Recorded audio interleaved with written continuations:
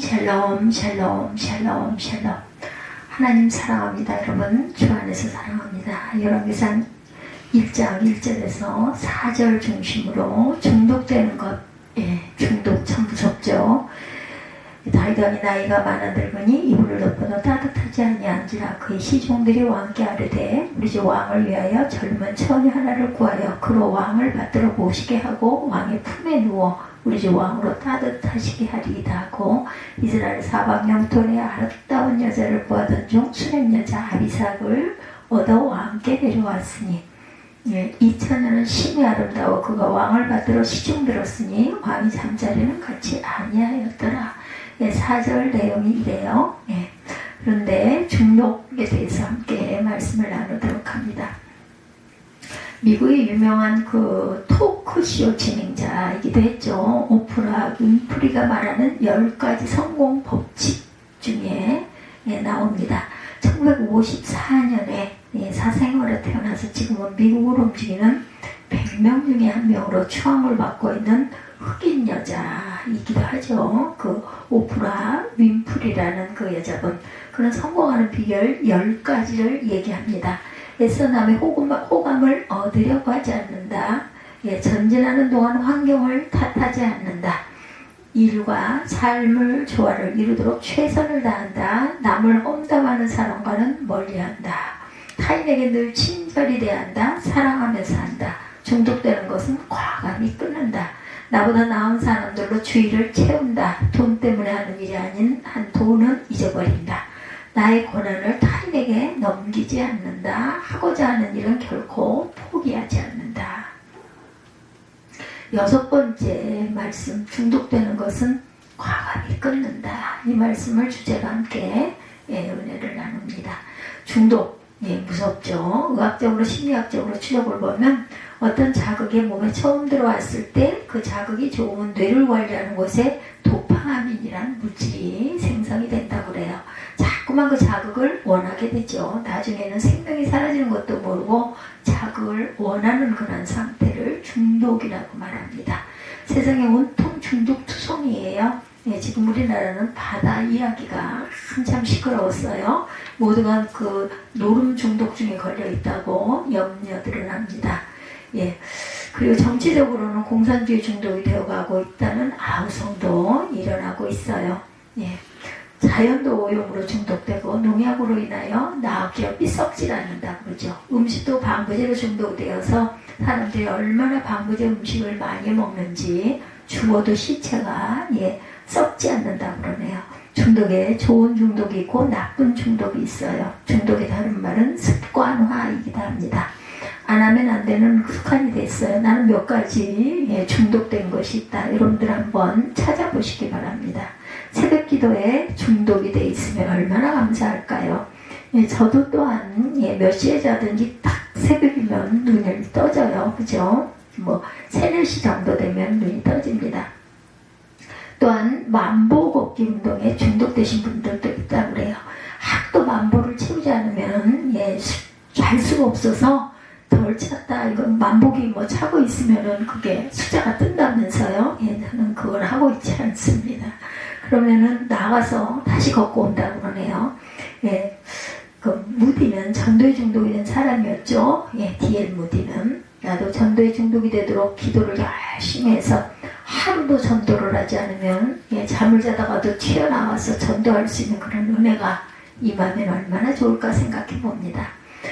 어느 날은 전도하지 않고 잠자리에 드셨다고 그래요. 그래서 하나님과의 약속을 어기고 잠자리에 든 것이 안타까워서 다시 일어나 밖으로 나가서 비가 오고 있는데 청와 밑에서 누가 지나가기를 기다렸다고 그래요. 한밤중에 그 무디님의 이야기예요. 제가 아니고요. 전도해야 잘 수 있기 때문에 한 사람이 우산을 쓰고 지나가고 있어서 형제님 같이 우산을 좀 써도 될까요? 부탁을 했더니 허락을 하더랍니다. 대개는 우산 같이 쓰면은 자신도 젖거든요. 한쪽 어깨가. 그거 누가 들어줘요. 근데 이분은 이렇게 친절하셔가지고 같이 쓰자고 그래서 썼대요. 근데 그걸 쓰고 가면서 허락을 받아서 쓰고 가면서 전도를 했다고 그래요. 비 오는 날 우산이 비를 막아주는 것처럼 환난 날에 환난을 막아줄 예수님을 아시나요? 그 사람이 말하더랍니다. 미친 영감아, 비 오는 밤에 이게 무슨 일이야? 당신 할 일이나 해. 이게 바로 제가 할 일입니다. 예수를 믿지 않으면 지옥 갑니다. 그리고 집으로 뛰어들어와서 잠자리에 들어서 주님께 기도했답니다. 주님이 약속을 지켰나이다. 며칠 후 그 사람이 교회를 찾아오더래요. 무디를 만나자고 해서 무디에게 인도됩니다. 목사님 저를 기억하시나요? 비 오는 날 밤 내 우산을 쓰고 가면서 제게 지옥이 있다고 하신 말씀 기억나세요? 이상하게 그날 밤부터 잠자리에 들면 지옥불이 나를 괴롭혀서 잘 수가 없었습니다. 나 예수를 구주로 영접합니다. 그리고 그날로 교인이 됐다고 하네요. 전도에 중독되는 것이 가장 좋은, 가장 큰 중독이라는 거죠. 그러나 오프리 윈프리가 말하는 중독은 나쁜 중독을 말하고 있어요. 나쁜 것에 중독되면 암적 존재가 되죠. 마약은 중독성이 있어요. 예를 들면 마약 중독자들, 마약을 복용하여 본 사람들이 한결같은 고백입니다. 기분이 우울하고 안 좋을 때 마약을 하면 하늘에 붕 떠있는 것 같은 편안함과 신비함을 맛보게 된다고 그래요. 그래서 자꾸만 복용하게 된다고 합니다. 그동안 몸이 망가지죠. 병이 들기 시작합니다. 그래도 한 번만, 딱 한 번만, 이번 한 번이 정말 끝이야. 이렇게 하면서 마약을 끊지 못한다고 그래요. 그러다가는 이제 마약이 없으면 살 수가 없게 되고, 그러다 보니 돈이 떨어져요. 빚쟁이가 됩니다. 범죄를 합니다. 내가 마약을 팔기 위해 다른 사람을 마약 중독자로 만들어야 해요. 그래서 병든 자들이 퍼져나가고 극기하는 범죄자가 된다.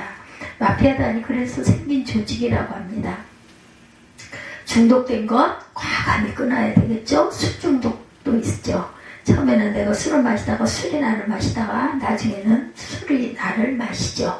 노아의 8지구가 호수 속에서 살아남아요. 그 넓은 지구가 그의 정원이고 그 넓은 땅이 모두가 노아의 밭이었죠. 노아는 포도농사부터 시작을 했어요. 자연히 포도가 많이 열립니다. 노아는 포도주를 적당히 마신 것이 아니라 취할 정도로 그 포도를 잘 길러서 포도주를 만들어가지고 이렇게 많이 마셨어요. 도가 지나쳤어요. 그래서 대낮부터 인사불성이 돼서 벌거벗고 장막에 누워서 정신을 차리지 못하고 자게 되죠. 이 일로 하면 저주를 받습니다. 아버지 수치를 온 사방에다 떠들어서 셈과 야벳은 축복을 받은 사건이 발생하죠. 미드라시는 이런 재밌는 이야기를 전하여 줍니다.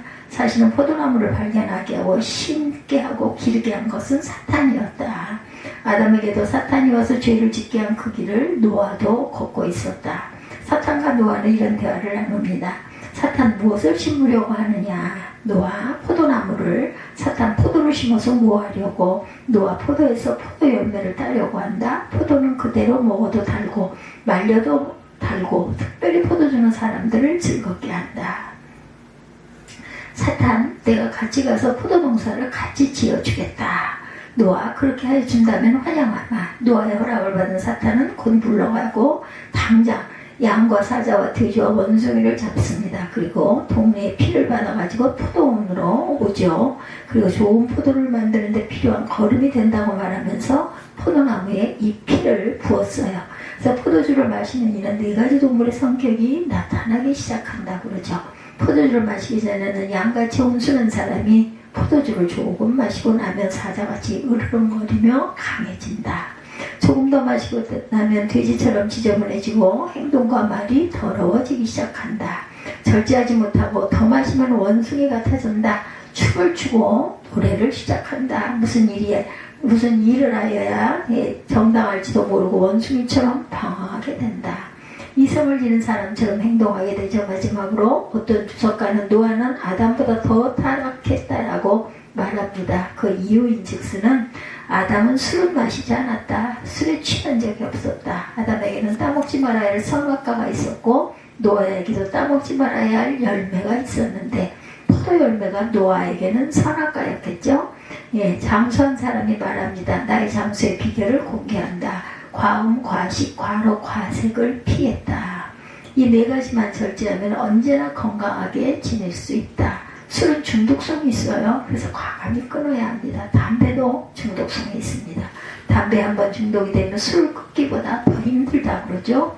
코미디언 이주일이 골초로 담배를 좋아하다 폐암으로 세상을 떠나며 절대로 담배를 피지 말라고 외치다가 돌아갔다고 그래요. 의학 잡지에 암의 원인 10가지가 분석이 됩니다. 제1원인은 음식, 제2원인은 담배, 제3원인은 스트레스, 방사선, 전자파, 바이러스, 유전 그 형질 제8 원인 산소, 결핍, 활성산소, 그리고 마지막 10번째 원인은 공해라고 합니다. 공해. 담배 속에는 타르를 비롯하여서 니코틴 등 4천여 가지 좋지 않은 암 성분이 들어있다고 그래요. 담배를 안 피우는 사람에 비해서 담배 피우는 사람은 폐암에 걸릴 확률이 60-70%가 높다는 것이 밝혀졌다고 그러죠.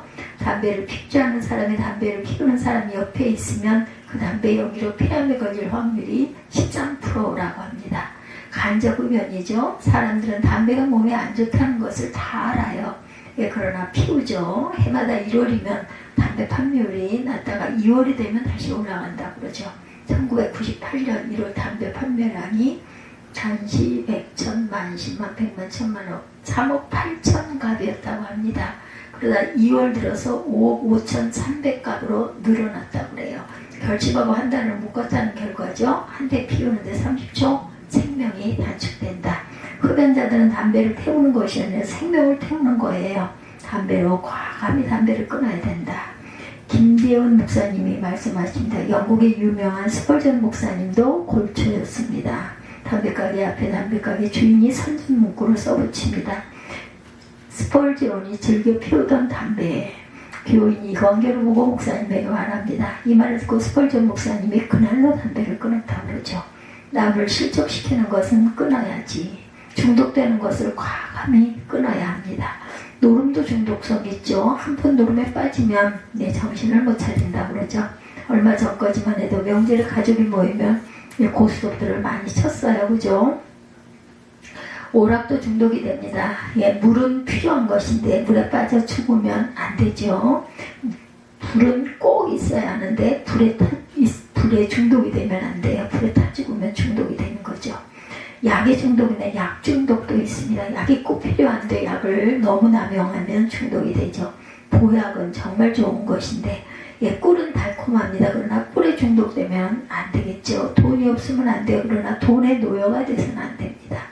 일은 해야 하는데 일에 중독되면 안 되겠죠. 게임도 즐거운 것이나 게임에 또한 중독이 돼도 안 됩니다. 노름도 중독이 되죠.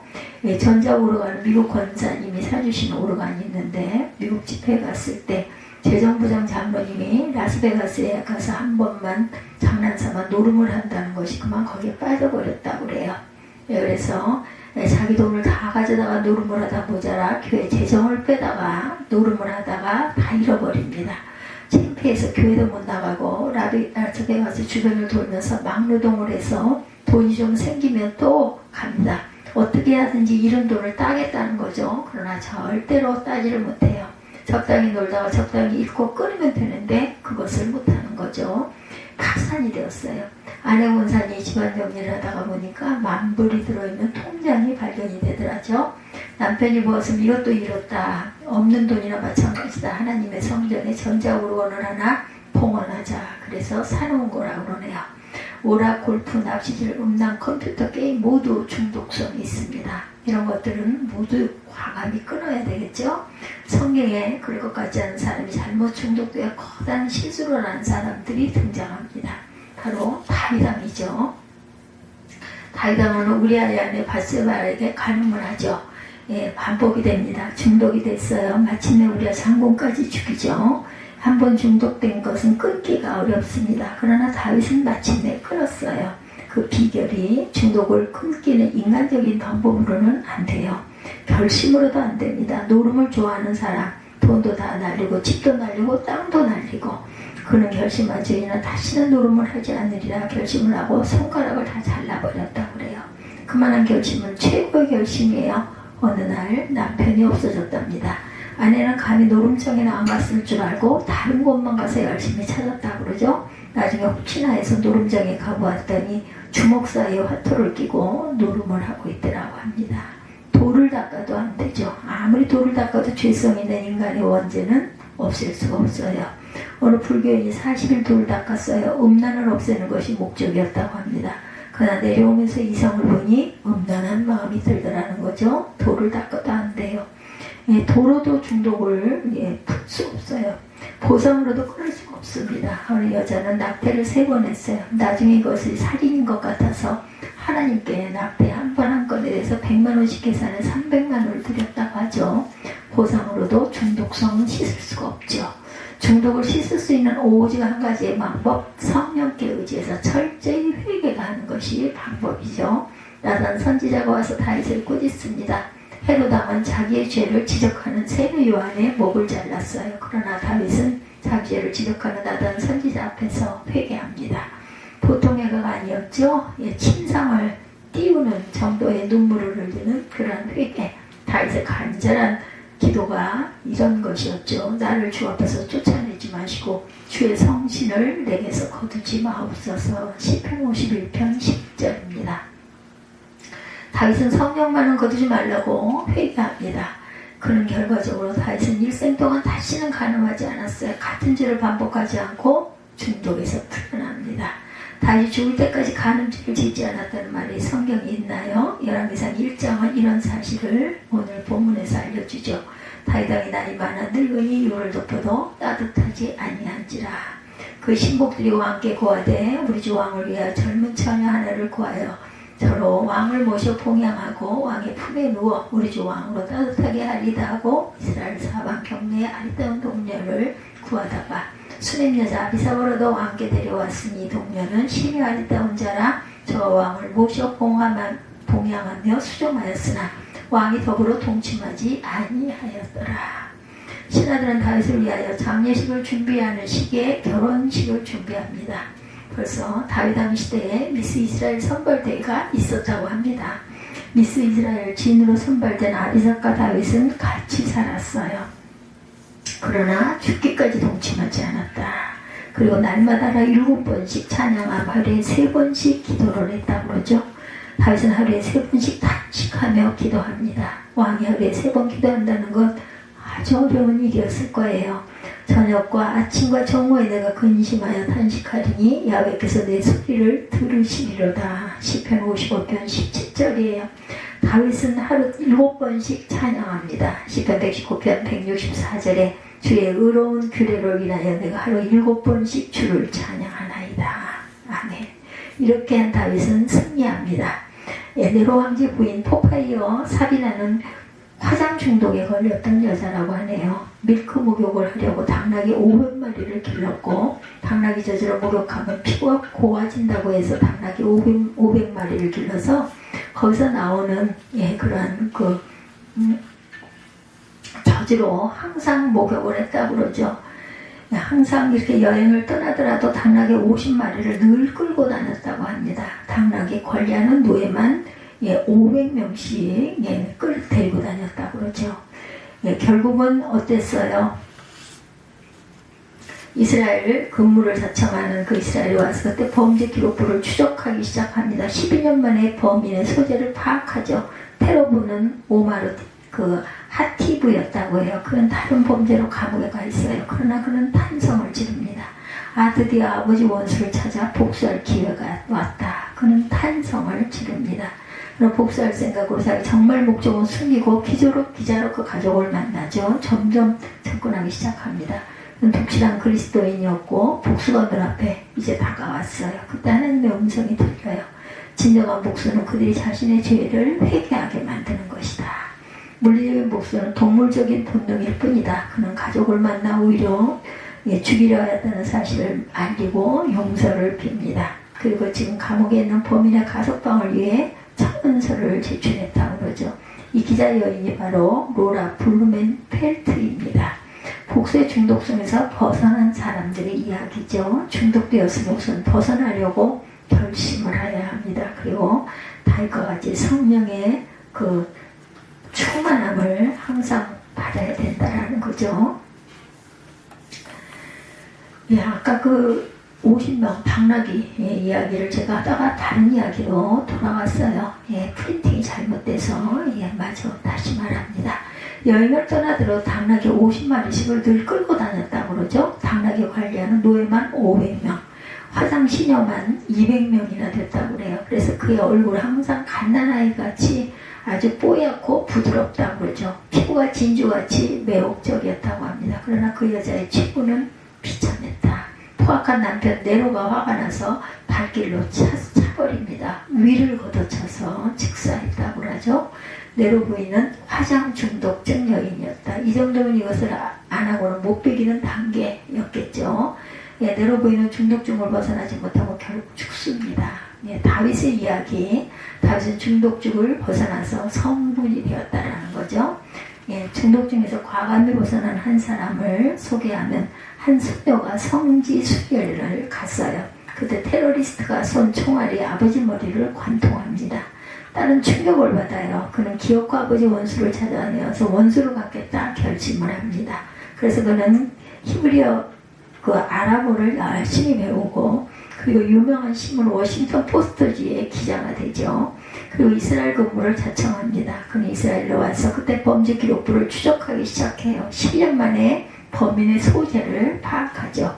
테러범은 오마루 하티브였다고 그러죠. 그는 다른 범죄로 감옥에 가 있었어요. 그러나 그는 탄성을 지릅니다. 아드의 아버지 원수를 찾아 복수할 기회가 왔다. 그는 탄성을 지르죠. 그는 복수할 생각으로 자기 정말 목적을 숨기고 기자로 그 가족들을 만났고 점점 접근합니다. 그는 독신한 그리스도인이었고 복수가 이제는 눈앞에 왔어요. 그때 하나님의 음성이 들렸다는 거죠. 진정한 복수는 그들이 자신의 죄를 회개하게 만드는 것이다. 물리적인 복수는 동물적인 본능일 뿐이다.